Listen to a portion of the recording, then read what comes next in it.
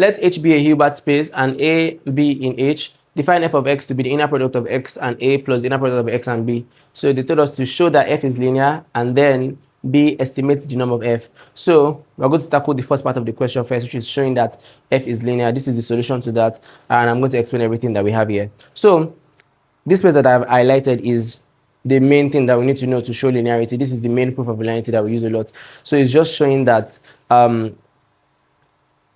it is linear on addition and scalar multiplication. So we're going to show that f of alpha x plus beta y is equal to alpha f of x plus beta f of y. Since alpha is with x and beta is with y, that's why we have alpha f of x and beta f of y. So this is what we want to show. Whenever we want to show linearity, this is, the way to go. There's a way to also do it like separately, but I prefer this way. So now what we're now going to do is that since we want to show that this equals this, we're going to plug in this into our function.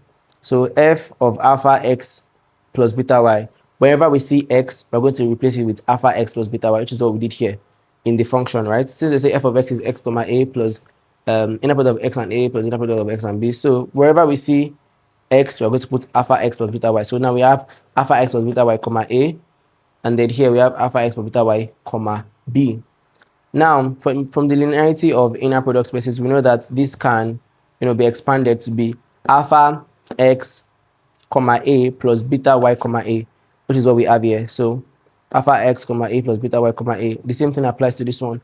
Alpha x comma b plus beta y comma b. We are expanding this particular space, this inner product space. So from there, this next step is just collecting like terms. So I just brought the ones that have alpha together and the ones that have beta together. So we have alpha x comma a plus alpha x comma b plus beta y comma a and beta y comma b. So after doing that, I can now, since alpha is here and alpha is here, I can factorize. I can bring out the alpha because alpha is a scalar, right? So I'm not going to have alpha x comma a. Since I brought out the alpha, we're going to be left with just x comma a, and then alpha here, I'm bringing out alpha, so I'm going to be left with x comma b. By the way, I made a mistake here. This is supposed to be x comma b, not x comma beta. Yes, x comma b, not x comma beta. So now I factorize, I brought out alpha, I'm left with this.